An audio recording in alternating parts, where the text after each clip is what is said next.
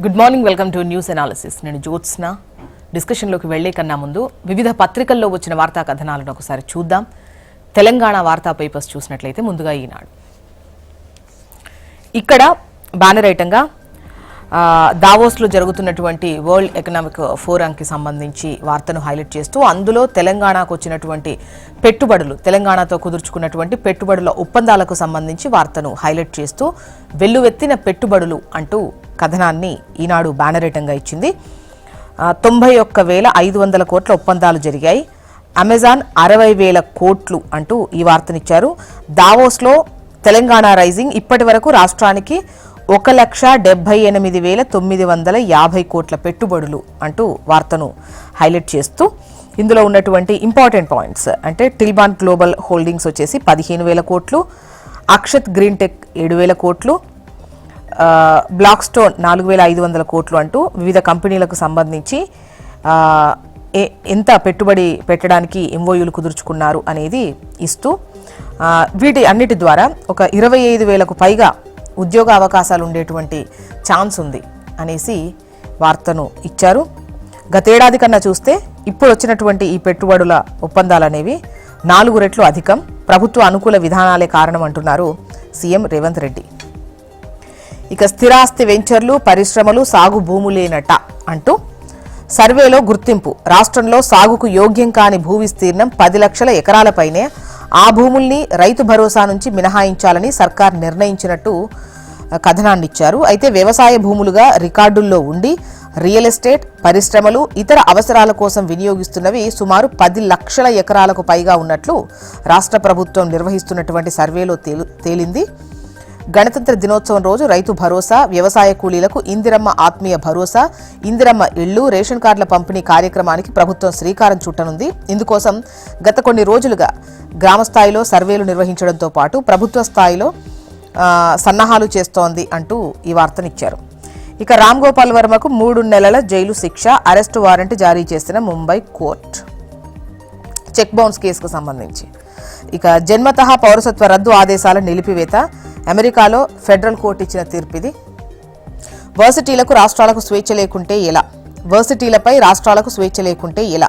UGC నిబంధనలు సమాఖ్య స్ఫూర్తికి విరుద్ధం. రాజకీయాల్లో క్రియాశీలంగా ఉన్న వారినే గవర్నర్లుగా నియమిస్తున్నారు. వారే వర్సిటీల ఛాన్సలర్స్గా వీసీలను ఎంపిక చేస్తారనడం సరికాదు అంటూ న్యాక్ మాజీ డైరెక్టర్, మాజీ వీసీ ఆచార్య విఎస్ ప్రసాద్ చెప్పినటువంటి మాటలను ఇక్కడ హైలైట్ చేస్తూ కథనాన్ని ఇచ్చారు. నెక్స్ట్ ఆంధ్రజ్యోతి చూద్దాం.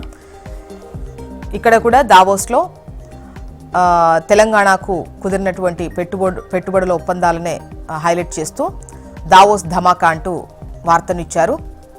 దుమ్మురేపిన తెలంగాణ బృందం 1.78 లక్షల కోట్ల ఒప్పందాలు. ఇక కిడ్నీ మార్పిడి జరిగిందెక్కడ? రష్యా యుక్రెయిన్ వైద్యులకు దందాతో లింకులు అంటూ ఈ వార్తనిచ్చారు. అయితే కిడ్నీ రాకెట్ మూలాలపై దృష్టి పెట్టారు. వైద్యుల కోసం 10 బృందాలు గాలిస్తున్నాయి. కిడ్నీ మార్పిడికి 50 లక్షల ఒప్పందం వెల్లడించిన కమిటీ చీఫ్ డాక్టర్ నాగేందర్. పోలీసుల అదుపులో 8 మంది ఉన్నారట. ఏమీ చెప్పలేకపోతున్న దాతలు, నోరు మెదపని మూత్రపిండాల స్వీకర్తలు. కర్ణాటకలోని ఓ బేకరీ అడ్డాగా ఒప్పందం జరిగింది. తెరపైకి మహిళా ఏజెంట్ వ్యవహారం. కిడ్నీ ఇచ్చిన వారికి అందని డబ్బులు. మరింత లోతుగా కమిటీ విచారణ. దాతల సహాయకుల వాంగ్మూలాల సేకరణ. నిందితుల ఫోన్ల విశ్లేషణకు సన్నాహాలు అంటూ ఈ వార్తనిచ్చారు.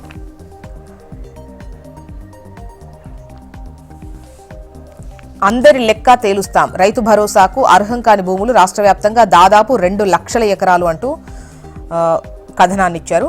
ఇక 1000 కోట్ల టోకరా. ఓ రాజకీయ నాయకుడికి బినామీ ఝలక్. తెలుగు రాష్ట్రాల నుంచి దుబాయ్ తరలించిన డబ్బుతో పరారు. మారిన పరిస్థితుల్లో ఆయనే పంపారని మరో ప్రచారం. భర్త దొంగ అని తెలిసి షాక్ అయిన ఆ తల్లి బిడ్డల్ని చంపి తాను ఊరేసుకుందట. ట్రంప్కు ఎదురుదెబ్బ. జన్మతః పౌరసత్వ హక్కు రద్దు ఉత్తర్వులను తాత్కాలికంగా నిలిపివేసిన కోర్టు. నెక్స్ట్ నమస్తే తెలంగాణ. పెన్షన్ సొమ్ము పన్నుకు చెల్లు. వచ్చిన పెన్షన్ ఇంటి పన్ను కింద జమ. ట్యాక్స్ కడితేనే స్కీములకు దరఖాస్తట. కొందరికే రుణమాఫీ. నిజమే, గ్రామ సభలో అంగీకరించిన మంత్రి. రైతులందరి రుణాలు మాఫీ కాలేదు. ఒక్క నేరడిగుండ ఊర్లోనే 127 మంది రైతులకు రుణమాఫీ జరగలేదు. ఊరూరు నిరసన హోరు అంటూ 3వ రోజు గ్రామ సభల్లో నిలదీతలే. లబ్ధిదారుల జాబితాలో పేర్లు లేకపోవడంపై కన్నెర్ర. మంత్రులు వర్సెస్ ఎమ్మెల్యేలు. కాంగ్రెస్లో గ్రామ సభల చిచ్చు. పథకాల అమలు తీరుపై మంత్రులను నిలదీస్తున్న సొంత పార్టీ శాసన సభ్యులు. Next Hans India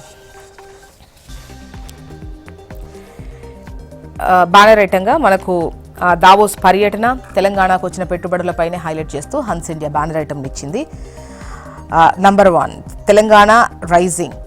Revanth secures huge investments in all state MOUs worth 1,78,950 crores at World Economic Forum. And the next news, spreading awareness for a cleaner Ganga.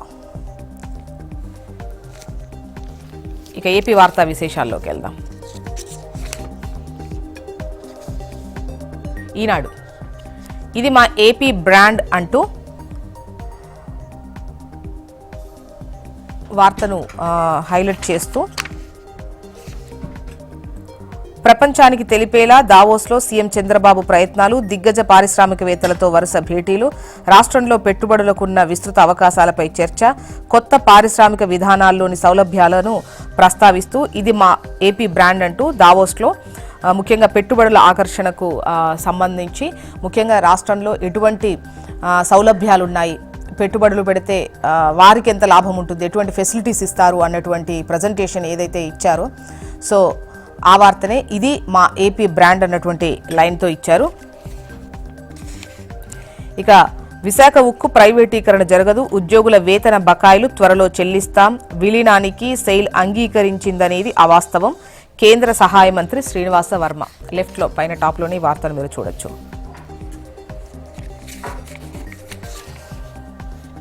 వీసీల నియామకం ఎవరి చేతుల్లోకి? కులపతుల అధికారాలు పెంచేలా యూజీసీ ముసాయిదా. అమల్లోకి వస్తే రాష్ట్ర ప్రభుత్వాల పాత్ర నామమాత్రంగా ఉంటుంది. నెక్స్ట్ ఆంధ్రజ్యోతి చూద్దాం. గదుల్లోనూ గోల్మాల్ గోవిందా అంటూ టీటీడీ కాటేజ్లు గెస్ట్ హౌస్లు బుకింగ్లో స్కామ్. జగన్ జమానాలో భారీ కుంభకోణం అంటూ వార్తను ఆంధ్రజ్యోతి ఇచ్చింది.